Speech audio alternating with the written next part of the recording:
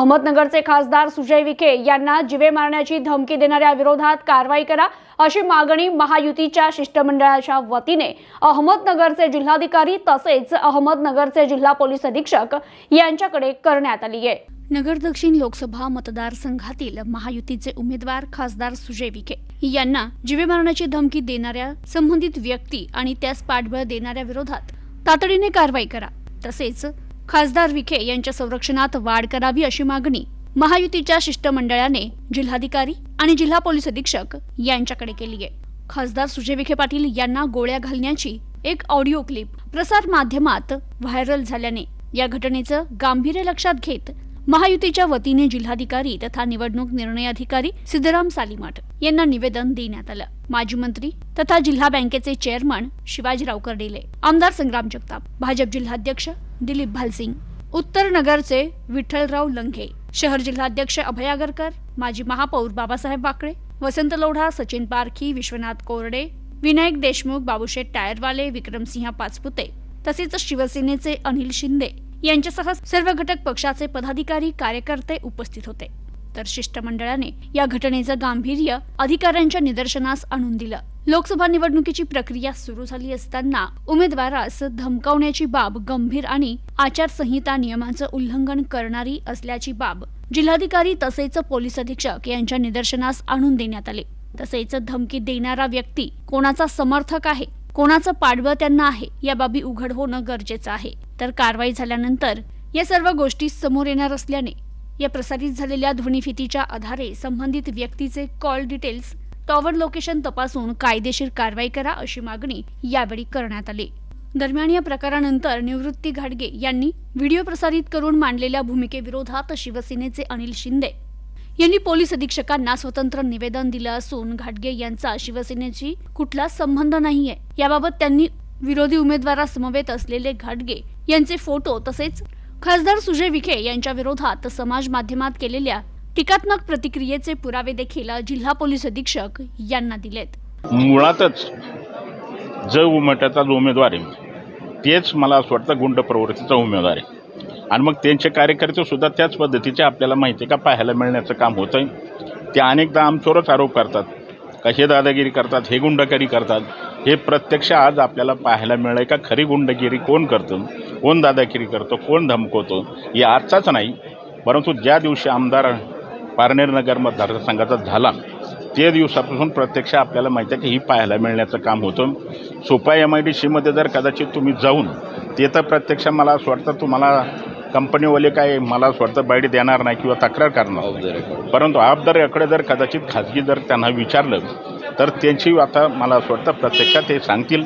कुठलीही गोष्ट जर मला असं वाटतं का त्या MIDCमध्ये कंपनीमध्ये जर करायची म्हणलं तर यांच्याशिवाय मला असं वाटतं कुठलीच गोष्ट करता येत नाही, करू शकत नाही, अशी परिस्थिती पाहायला मिळण्याचं काम झालं आहे। MIDC ही आपल्याला माहिती आहे का आपल्या मतदारसंघातल्या जिल्ह्यातल्या मुलांना आपल्याला कुठंतरी रोजगार उपलब्ध व्हावा म्हणून आपण या MIDC निर्माण करण्याचं काम करतो, परंतु त्याच्यापेक्षा MIDCतून आपल्याला स्वतःला काय मिळेल एवढंच मला असं वाटतं आत्तापर्यंत केलेलं पाहायला मिळण्याचं काम झालं आहे। खाजगीत आम्हाला अनेक कंपन्यांनी सांगितलं का जर तुम्ही संरक्षण देत नसतील, तुम्ही जर आमच्या पाठीमागं उभा राहत नसतील, पर्यायी आम्हाला माहिती आहे का आमच्या या ठिकाणी खालच्या ज्या काही कंपन्या जो काही उद्योग आहे आम्हाला बाहेर न्यावं लागेल असंही सुद्धा बोलण्याचं काम बोललं जातं। अशी परिस्थिती झाली आणि मला असं वाटतं त्यांना ही माहिती आपण तर आता निवडणुकीमध्ये तर काय विजय होणार नाही म्हणून आता त्यांनी पाहिलं का अशा पद्धतीने दादागिरी करून धमकी देऊन याच्यातून काही शक्य होतं आहे का काय एवढाच प्रयत्न मला असं वाटतं त्यांचा शेवटचा पाहायला मिळण्याचं काम होतं आहे आणि ही दिसतं आहे आणि प्रत्यक्ष व्हिडिओच्या क्लिपच्या माध्यमातून पाहिलं आहे। तुम्हाला आता माहिती म्हणून सांगतो, काल ज्या त्या नानासाहेब घाटगे म्हणून पंचायत समितीचा सदस्य तो मुंबईला राहतो आणि मग मुंबईला राहत असल्यामुळं तुम्हाला सांगतो का त्यांनी सांगितलं का मी एकनाथ शिंदे साहेबाचा कार्यकर्ता आहे, परंतु आमच्याजवळ त्याचे फोटो येतं, प्रूफ आहे। कालच्या त्या दौऱ्यामध्ये फिरताना ते बरोबर शेजारी राहून आपल्याला उभं राहायला पाहायला मिळाले म्हणजे एका बाजूने निलेश लंके, दुसऱ्या बाजूनी प्राजक्ता तनपुरे आणि तिसऱ्या बाजूनी नानासाहेब घाटगे म्हणून तो आपल्याला उभा असलेला पाहायला मिळतो आणि लगेचच तो भाषा बदलून कुठंतरी मी शिंदेसाहेबाचा कार्यकर्ता आहे असं मला असं वाटतं लपवण्याचा आणि दडपवायचा प्रयत्न मला असं वाटतं होतं आहे. ती आता शहानिशा जे असेल तुमचे कलेक्टर साहेब करतील, SP साहेब करतील, पोलीस खातं करतील. आम्ही जे पुरावे आमच्याकडे मिळालेत, जे आमच्याकडे त्याच्याबरोबर असणारे अनेक फोटो होते ते आम्ही आत्ता निवेदनाच्या माध्यमातून SP साहेबाला आणि कलेक्टर साहेबाला देण्याचं काम केलं आहे. आम्ही महायुतीचे सर्व आयडियल कोड ऑफ कंडक्ट जर नगरमध्ये करायचं असेल, अहिल्यानगर विधानसभा लोकसभा मतदारसंघात करायचं असेल तर ज्या धमक्या येतात, आता जसं साहेबांनी सांगितलं, आता बरीचशी लोक पुढे येऊन सांगायला लागलेत की आम्हालाही धमक्या येऊन गेलेल्या आहेत. म्हणजे एका कार्यकर्त्यांनी तर कहर केला आहे विरोधी उमेदवाराच्या. आणि प्रत्येक प्रचारात असणाऱ्या आमच्या कार्यकर्त्यांना फोन करून सांगितलं आम्ही तुमचे 13वे घालू.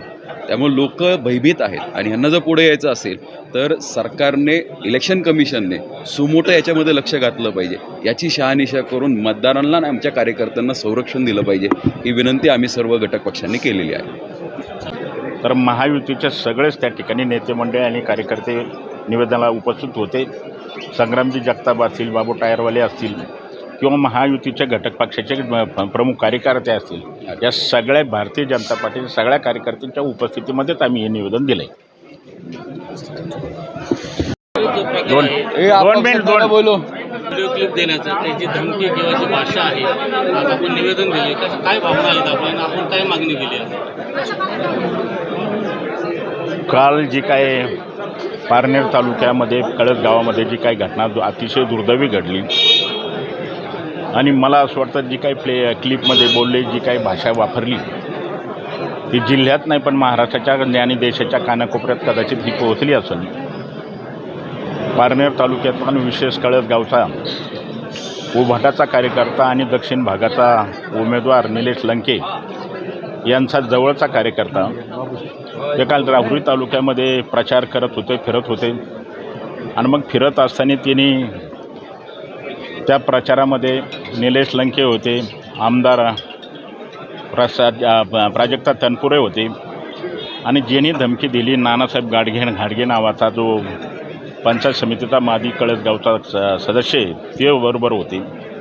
आणि बरोबरच असताना त्याच गावचा उपसरपंच गणेश, तो आमचा भारतीय जनता पार्टीचा बूथ प्रमुख होता, त्याला फोन लावला आणि त्यांनी सांगितलं का तू 4 दिवसापूर्वी जी काही मीडियाला मुलाखत दिली आणि मीडियाला सांगितलं का आमच्या गावामधून खासदार सुजय विखे पाटलाला 60% मतदान पडेल अशी तुम्ही स्टेटमेंट केलं आहे. त्यांनी सांगितलं का तू कशाच्या आधारे केलं, कोणत्या आधारकारी 60% मतदान करणार आहे आणि मग तुला तर जाऊ द्याच, परंतु खासदार विखे पाटलाला सुद्धा त्याला गोळ्या घालील. ह्या भाषेमध्ये त्यांनी मला असं वाटतं का त्या पद्धतीने धमकी आणि दम देण्याचं काम त्यांनी केलं. आणि ही व्हिडिओ क्लिप पाहिल्यानंतर या सगळ्यात दक्षिण भागाचे सगळे महायुतीचे कार्यकर्ते भयभीत झाले आणि एक भीतीचं वातावरण त्यांच्यापुढं निर्माण झालं का उद्याच्या निवडणुकीला आपल्याला सामोरं कसं जायचं, कशा पद्धतीने आपण प्रचार करायचं, लोकांपर्यंत आपलं कसं काम सांगायचं, असं एक भीतीचं वातावरण तयार झालं आहे. मला असं वाटतं जो काय उमाटाचा उमेदवार आहे ते आपल्याला माहीत, त्यांच्याबरोबर जे काय फिरणारे कार्यकर्ते हे सगळे गुंड प्रवृत्तीचे कार्यकर्ते. म्हणून आम्ही SP साहेबाला निवेदन दिलं आणि कलेक्टर साहेबाला निवेदन दिलं आणि त्यांना एकच आम्ही मागणी केली का आपण आता ही क्लिप प्रत्यक्ष पाहावा, त्याचे फोटो पाहावा आणि फोटो पाहून ताबडतोबीने ज्यांनी स्टेटमेंट केलं, ज्यांनी मला असं वाटतं की ह्या पद्धतीने धमकी दिली, ताबडतोब त्याच्यावर अटक झाली पाहिजे आणि मग त्याच्या पाठीमागं कोण नेते येतं, कोण पुढारी येतं याची चौकशी होऊन त्याच्यावरसुद्धा कारवाई होण्याचं काम झालं पाहिजे. आणि त्याचबरोबर ज्यांना धमकी दिली गणेश नावाचा उपसरपंच आहे त्यालाच पोलीस संरक्षण दिलं पाहिजे अशा पद्धतीची आम्ही मागणी करण्याचं काम केलं.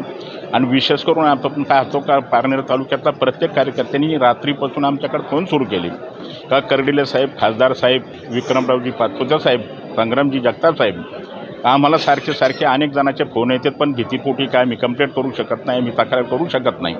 म्हणजे पारनेर तालुक्याचे सगळे मतदार भीतीच्या छायाखाली आपल्याला पाहायला मिळण्याचं काम होतं आहे. म्हणून आम्ही जिल्हाधिकाऱ्यांनी SP साहेबाला एवढीच एक विनंती केली का आता आपण तर एक तर खासदार सुजय विखे पाटलाला झेडदाराचं आपण संरक्षण दिलं पाहिजे आणि त्याचबरोबर ज्यांना धमकी दिली त्यालासुद्धा पोलीस बंदोबस्त देण्याचं काम केलं पाहिजे ही मागणी केली. आणि पारनेर तालुक्यामध्ये विशेष करून आपण तिथं पोलीस फौज मोठ्या प्रमाणामध्ये वाढवलं पाहिजे. पारनेर तालुक्याच्या मतदाराची भीती घालवण्याचं काम आपण केलं पाहिजे. आणि जे उमेदवारावर गुंड प्रवृत्तीचे लोक फिरतात त्यांची प्रत्यक्ष मला असं वाटतं तपासणी करून त्यांच्याबरोबर जर सांगायचं जर म्हणलं तर एखाद्या वेळेस अधिकृत जरी नसेल परंतु बेकायदेशीर हत्यारं घेऊन फिरण्याचं काम ते करतात आणि मग याचा परिणाम नुसता पारनेर तालुक्यावरच नाही तर पूर्ण दक्षिण भागामध्ये सुद्धा त्याचा कदाचित परिणाम होऊ शकतो. म्हणून लवकरात लवकर तिची कारवाई झाली पाहिजे, त्यालाही अटक झाली पाहिजे आणि त्याच्याबरोबर जे लोक असतील त्याची चौकशी करून सुद्धा त्यांना अटक झालं पाहिजे आणि ही भयभीत जी वातावरण झालं त्याला आपण संरक्षण देण्याचं काम केलं पाहिजे. हे प्रामुख्याने आम्ही मागणी करण्याचं काम केलं.